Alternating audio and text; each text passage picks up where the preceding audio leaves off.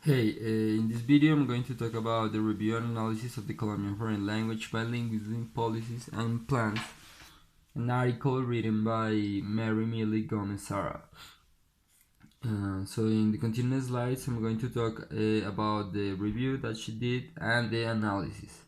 So first off, she starts saying that the Colombian government, have launched only 4 plans since 2004, and which is very specific about the problems in Colombia regarding the bilingualism policies. So next she starts doing a background, and she says that one of the policies launched in 1826 proposed to teach in primary and secondary schools Spanish, Latin, Greek, and French. So this is a different view from what happens nowadays. In the Colombian context, in 1994, the General Law of Education, Law 115, gave schools the right to teach only one foreign language.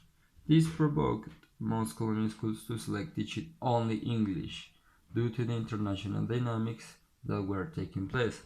So this is also a clue to understand that the bilingualism policies uh, follow the dynamics of the globalization. Plan Nacional de Bilingüismo from 2004 to 2019. Well, this plan has 3 lines of action.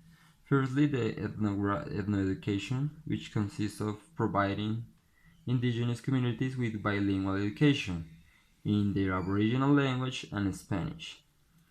Second, the inclusion of flexible models of education in order to regulate the teaching of foreign languages in the education to work and human development, which in Spanish is Educación para el Trabajo y el Desarrollo Humano. And third, the improvement of the communicative competence in English in the public and private schools and universities of the country. So these are the 3 main objectives of the Plan Nacional de Bilingüismo, which is different from the previous one. So as you can see, every of the plans adds something to the general objective, which is to improve the communicative skills or competence on English of the Colombian population. So next, there is a law of bilingualism. So according to the Congreso de la República, this law gave a more relevant role to the acquisition of a foreign language in all levels in education, from elementary school to higher education. And also it says that the country disregards some of these indigenous languages because of this law. Also state that the education for work institutions that decide to offer language programs must obtain a certification of quality for the institutional language program. So this is the start of all these kinds of policies that were created or taken from other systems to be applied here in according to the globalization time at issue. Then we have the National Plan of English, Colombia very well. The objective of the Plan Nacional de Inglés was that by 2020 and 25, 50% of the 11th graders achieve a B1 English level. That's the main objective of this plan. How they would do that? First, continue with the diagnosis and training of teachers in language and teaching skills. They will also support the inclusion of a minimum of 3 hours per week of English in the secondary education and half an hour per week in primary education. in all the public schools. Third, provide the schools with technology, both face-to-face and virtual tools, as well as supporting the development of materials, tools, and initiatives that promote English language learning.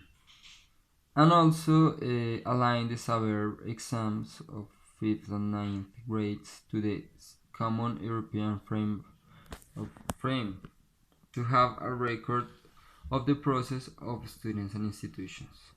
And last, launch an advertising campaigns to promote English learning through mass media.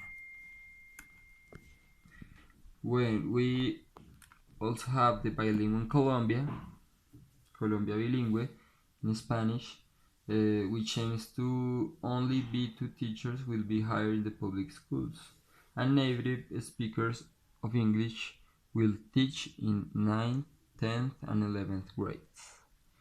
So this strategy is pretty different because it includes native speakers into the Colombian education system. And then she starts doing this analysis after the reviewing all the 4 plans that the government had launched. So there are other aspects regarding this analysis. The first one is the lack of continuity and consistency, which constant change have affected the continuity, consistency, and articulation of the strategies. Also, the employability instincts of social development.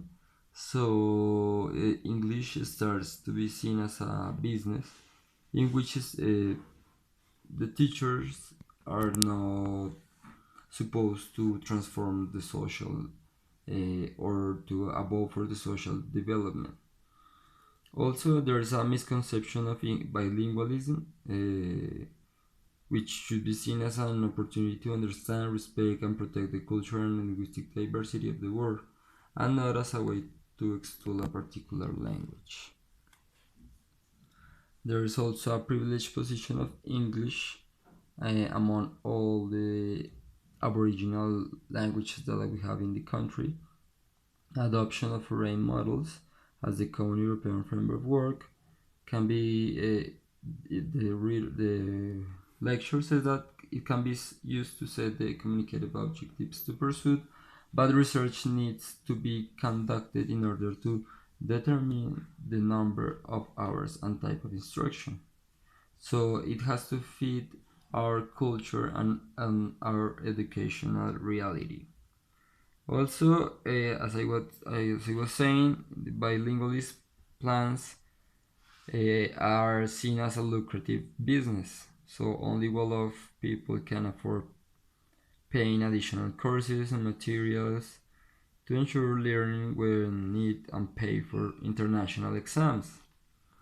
And last, omission of teacher's voice. So according to this item, the teacher's voice are omitted because of the government policies markers. So they have imposed their points of view and have a focus on political and economic aspects. So these are the analysis and the aspects and the reviews that the author does in this article. Thanks for watching.